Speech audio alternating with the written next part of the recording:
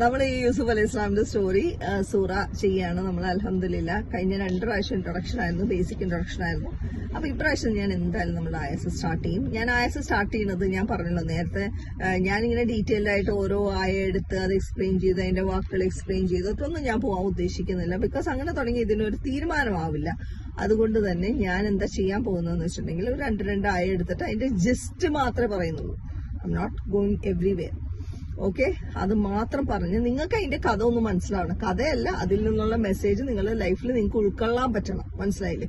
കഥ കേട്ടോ, that's nice. പക്ഷെ അതിനുശേഷം അത് നമ്മൾ അബ്സോർബ് ചെയ്ത് ഇതിൽ നിന്ന് എന്തൊക്കെ ലെസൺസ് നമുക്ക് പഠിക്കാൻ പറ്റും എന്ന് മനസ്സിലാക്കിയിട്ട് അത് നമ്മുടെ ലൈഫിൽ സിറ്റുവേഷൻസ് വരുമ്പോൾ അപ്ലൈ ചെയ്യുക എന്നാണ് that is the success of it. Okay, അപ്പൊ ആദ്യത്തെ 2 ലൈനിലും പടച്ചൻ വൃത്തിയായിട്ട് പറയുന്നു, ഇത് ഒരു ആയാസാണ്, സ്ക്രിപ്ചറിന്റെ ആയാസാണ്.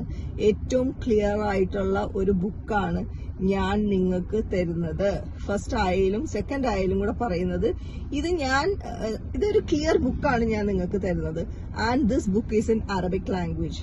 ഓക്കെ, എന്തിനാണ് അറബിക് ലാംഗ്വേജ്? ബിക്കോസ് നിങ്ങൾക്ക് ഇത് വായിച്ചു കഴിഞ്ഞാൽ, നിങ്ങളുടെ ലാംഗ്വേജ് ആണിത്, നിങ്ങളുടെ ലാംഗ്വേജിൽ നിങ്ങൾക്ക് ഇത് വായിച്ചു കഴിഞ്ഞാൽ നിങ്ങൾക്കിത് മനസ്സിലാകണം. എന്നിട്ട് നിങ്ങൾ ചിന്തിക്കണം, this is what I want. Okay, so we know that professor ലാസിന്റെ ഒക്കെ ലാംഗ്വേജ് അറബിക് ആയിരുന്നു. ഇപ്പൊ എന്ത് വന്നു, ഇപ്പൊ പലരും ചോദിക്കും ഹിന്ദി അറബിക്കില്ല, അതുകൊണ്ട് എന്ത് പാടാണ്, അത് പഠിക്കണ്ടേ, ഇങ്ങനെയൊക്കെ പലർക്കും ചിന്തിക്കാം. ഞാനും ചിന്തിച്ചിട്ടുണ്ട്, പഠിച്ചതിന് എളുപ്പമുള്ള ഒരു ലാംഗ്വേജ് ഞങ്ങളുടെ ഭാഷയിൽ അല്ലെങ്കിൽ മലയാളത്തിൽ അല്ലെങ്കിൽ ഇംഗ്ലീഷിലായിക്കൂടായിരുന്നു എന്നൊക്കെ. പക്ഷെ ഏതെങ്കിലും ഒരു ഭാഷയിൽ എന്താ ഒരു ബുക്ക് പഠിച്ചവൻ ഇറക്കുകയാണെങ്കിൽ he has to so many languages are there, right? ഏതെങ്കിലും ഒരു ഭാഷയിൽ എന്തായാലും പഠിച്ചവൻ ഇത് ഇറക്കിയേ പറ്റൂ, അല്ലേ? Allah chose Arabic and there should be definitely a wisdom behind it, a reason behind it. Okay, അപ്പൊ അറബിക്കില് നമ്മള് ഒരു പഠിച്ചൻ ഖുർആൻ ഇറക്കുമ്പോ ഒരു പ്രോഫറ്റിനെ ചൂസ് ചെയ്യുമ്പോ മലയാളി ഒരു പ്രോഫറ്റിനെ നമുക്ക് ചൂസ് ചെയ്യാൻ പറ്റുമോ? അറബിക് ലാംഗ്വേജിനെ കുറിച്ച് ഒരു ചുക്കും അറിയാൻ പാടില്ലാത്ത ഒരു പ്രോഫറ്റിനെ നമുക്ക് ചൂസ് ചെയ്യാൻ പറ്റില്ല. So Allah chose an Arab, okay, so that he will understand it and he can explain it to the people. And from the Arab world, Arabs' responsibility ആണ്, it should come out to the whole world, because we know Quran is for the whole humanity, right? അല്ലാണ്ട് അറബ്സിന് മാത്രമായിട്ടുള്ള ഒരു പുസ്തകമല്ല. അപ്പൊ Allah is saying, ഞാൻ ഏറ്റവും clear ആയിട്ടുള്ള ഒരു ബുക്കാണ് നിങ്ങൾക്ക് റിവീൽ ചെയ്ത് തന്നിരിക്കുന്നത്. And this book is in Arabic language so that you people can really understand it. Okay, and you can apply it in your life. Okay, ഇതാണ് പടച്ചൻ ആദ്യം പറഞ്ഞിട്ടുള്ള കാര്യം. ഓക്കെ, ആദ്യത്തെ 2 ആയല്ലേ. എന്നിട്ട് പടച്ചൻ പറയാണ്, ഞാൻ the finest of the stories, next ആയ number 3, ഏറ്റവും ബെസ്റ്റ് ഓഫ് ദ സ്റ്റോറീസ് ആണ് ഞാനിപ്പോ നിങ്ങൾക്ക് പറഞ്ഞു തരുന്നത്. നഹ്നു, ഞാനാണ് പറയുന്നത്, nobody else around you. Okay, because Allah is revealing all this through Prophet sallallahu alaihi wasallam. അല്ലേ? Prophet sallallahu alaihi wasallam ഈ കഥയെന്ന് പറയാൻ ഒരു വഴിയില്ല, ഇല്ലേ? He was an illiterate person. ഒരു എഴുത്തും വായന അറിയാൻ പാടില്ലാതിരുന്ന ഒരു ആളാണ് Prophet sallallahu alaihi wasallam. അപ്പൊ Prophet sallallahu alaihi wasallamന് ഈ കഥ അറിയാൻ ഒരു വഴിയില്ല. പലതും പറയാണ്ട് ഇത് അറിയാൻ, ഇത് പാസ്റ്റ് സ്റ്റോറീസ് ആണ്, റൈറ്റ്? അപ്പൊ Allah is insisting, saying that I am the one, you prophet, you have not got it from anywhere. വേറെ ഒരു സ്ക്രിപ്റ്റേഴ്സിൽ ഞാനിത് പറഞ്ഞിട്ടില്ല. ഓക്കെ, ഈ കഥകളൊന്നും അറിയാൻ you have no option, because you are just born in Arab country, travel ചെയ്തിട്ടില്ല, അന്ന് ലൈബ്രറിയില്ല, ഇന്റർനെറ്റില്ല, ഒന്നുമില്ല.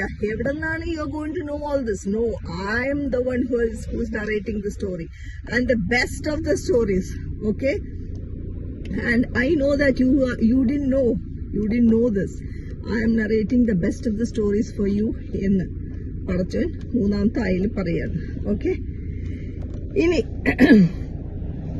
ഇനി നമ്മളുടെ camera is focusing on Yusuf അലൈഹി ഇസ്ലാം ആൻഡ് ഹിസ് ഫാദർ യാക്കൂബ് അലൈഹി ഇസ്ലാം.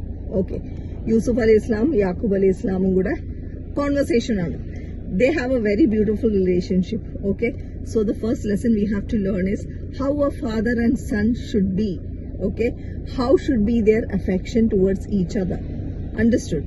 അപ്പോ അത് നമുക്ക് ഈ ഒരു ആയെന്ന് മനസ്സിലാക്കാം. എന്നുവെച്ചാൽ ഹീ ഈസ് കുഞ്ഞു കൊച്ചാണ്, may be 8-9 years old, I don't know, we don't know. Okay, Allah has not mentioned it.